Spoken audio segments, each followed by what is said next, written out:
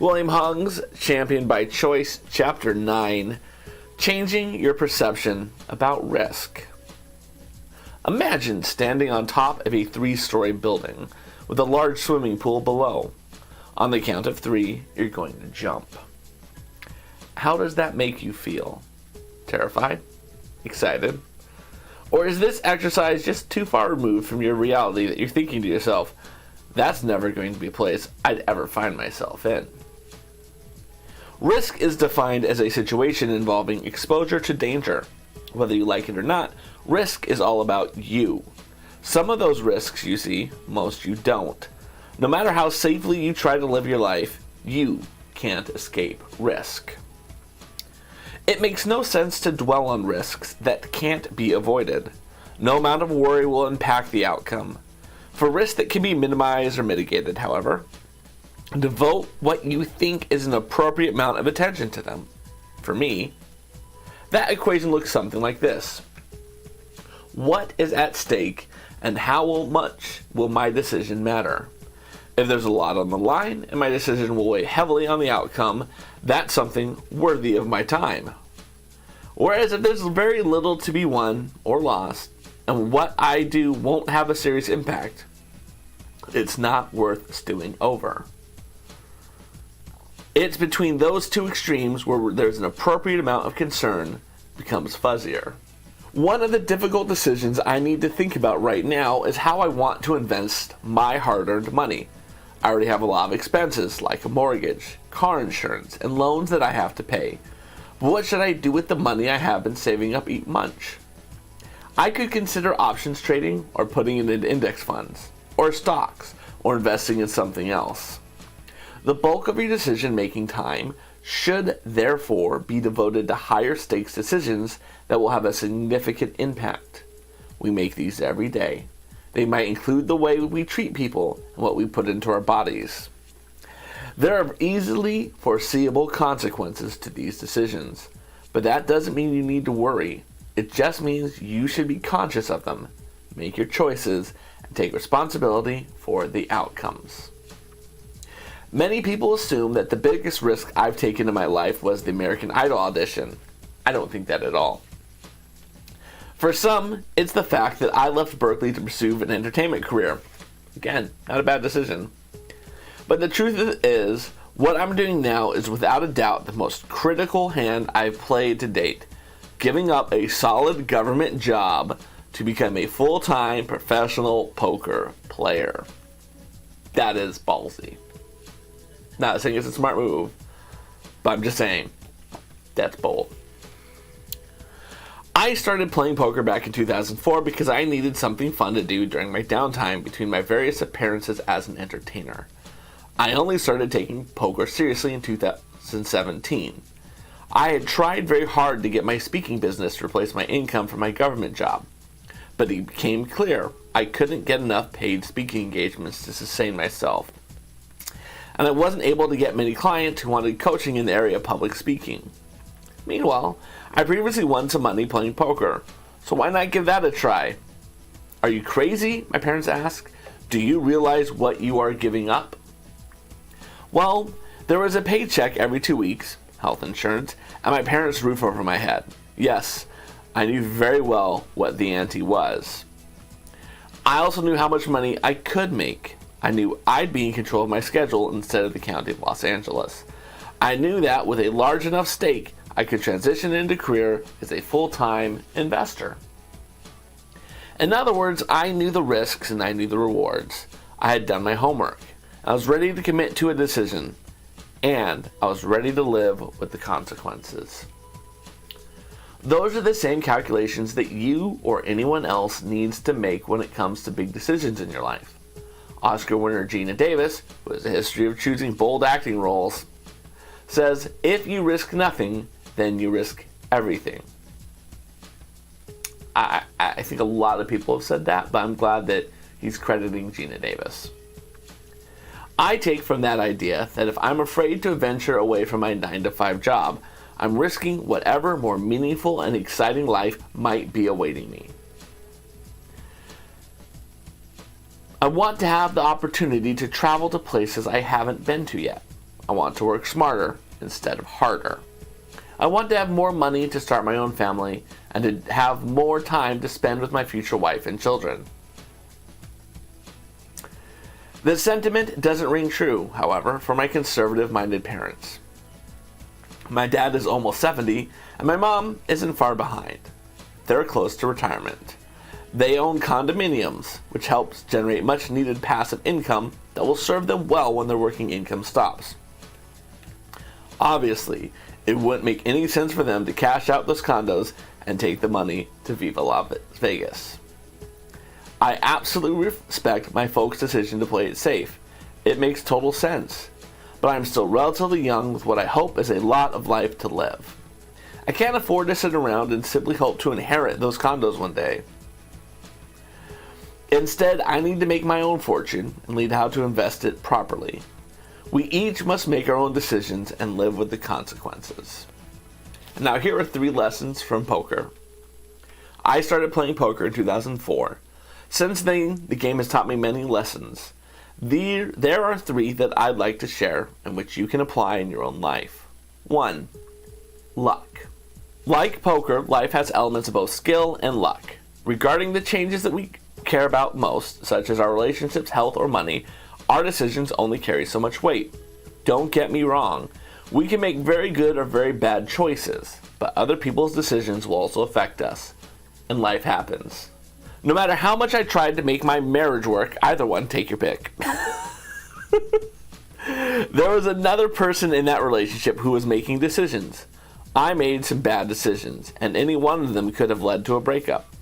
Compound that with the other person's bad decisions, and you have a recipe for disaster. But even had we both made wiser choices, outside factors could have also played a role in determining whether the marriage prevailed. Had one of us fallen in love with someone else, for example, that would have factored into the equation. Also, no matter how healthy we may try to live, one can still become seriously ill. A car accident, God forbid, could leave you maimed tomorrow. As the Bible says, the rain falls on the just and the unjust alike. One unforeseen catastrophe can undo all the spinach you ever ate and all the laps you ever ran. As for money, it is not something that is ever easy to control. The stock market is volatile, and no investment is ever without risk. The initial market boom of the cryptocurrency is an example. At its peak in December of 2017, a single Bitcoin was valued at more than $19,000. Just 12 months later, that same Bitcoin was worth $4,000, a little more than 20% of its value the year before. Were the people who initially got rich on Bitcoin geniuses? Or were the ones who lost money idiots? No, not necessarily, and certainly not as a matter of fact. The point is that markets can be bullish or bearish, and a good deal of luck is necessary to get the timing right as to when to get in and when to get out. As I've said, cards are my preferred path to wealth, and following our examples learned at the poker table, I know firsthand how fickle cards can be. In October 2018, I made a good deal of money from both cash games and tournaments. I felt pretty good about myself as a player and began planning my retirement from my day job. And then came November. I finished the month in the black, but it was much harder than I thought and not the reliable operation I had anticipated. I had grossly overestimated my skill. I finally had my first losing month in January 2019. It was very frustrating because I was doing well with cash games, but I wanted to go for a big score by winning a poker tournament. For some reason, I thought that making $8,000 to $10,000 a month was not enough for me. I wanted to get lucky by making $150,000 more in a few days. Poker tournaments have a high variance. I could certainly get lucky and win more than $150,000 in a few days, but usually I will lose the tournament entry fee, and this can happen more than 80% of the time. During my entire trip, I lost my entry fee without getting anything back for the most of my entries. As a result, I gave away all of my profit they worked so hard to get in the course of the month, and I got just one small cash out for about $1,400 after a $400 entry fee.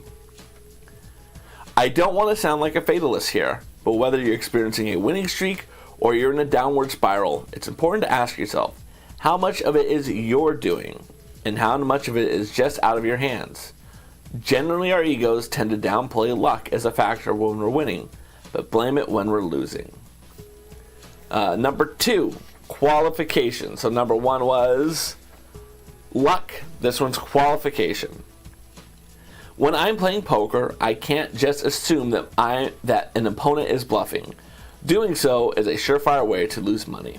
That's because poker is a game of probabilities and precisions.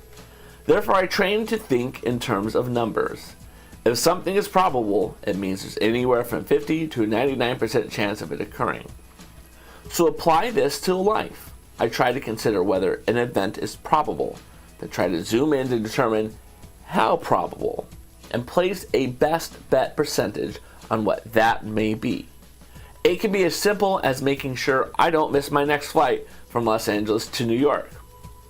Instead of saying, I'll probably make it if I get to the airport an hour before departure time, I can say that if I get to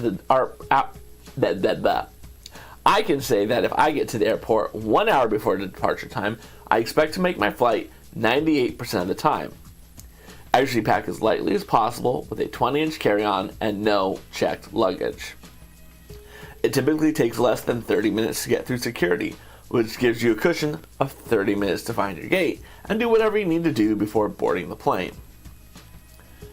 Of course, I don't mind giving myself more additional time to eat, relax, and play on my computer if a flight is extremely critical to me. However, such as an international flight, a 98% probability of being on time is not good enough. I need to be certain to make that flight. In other words, I need to turn that probability into certainty, which in numerical terms is 100%. By thinking about big decisions in numerical terms, you'll be able to prioritize your time and values with more precision. You also have a greater sense of what role you play in the equation and what role other factors can play too. And then you can adjust accordingly. The third life lesson from poker is intuition. The third lesson I've learned from the tables is intuition. You have no doubt heard it said about poker is that you don't play the cards, you play the man. That's sexist. Ultimately, poker is about knowing the person across the table from you. Maybe that person has better cards than you, maybe not. The winner isn't necessarily the one that holds the best cards. It's the one who holds the best cards after all the betting is done. The good news is that you can develop intuition. The bad news is that you can develop it through trial and error. Intuition, or your gut, will eventually become very good at making snap judgments. If you pay attention to it over time, you can learn to trust it, and that's a skill. Do you feel an ulcer coming on every time you consider taking a certain friend's financial advice? That may literally be your gut trying to warn you. Before you decide, you implicitly trust your gut, however. Ask yourself how it's been doing lately. Did that last hunch you have pay off? Or are you still paying the price for it? What has been its win-loss percentage? If it's 50-50, you might as well just flip a coin. Unless and until you have craftily a finely tuned sense of intuition, it's best to reserve it for life's smaller decisions, like who to invite to a dinner party or where to sit in a movie theater. When it comes to the hard choices, your best bet is deliberate, careful analysis and a good night's sleep. Our next chapter is called Chapter 10, Maximize Your Impact.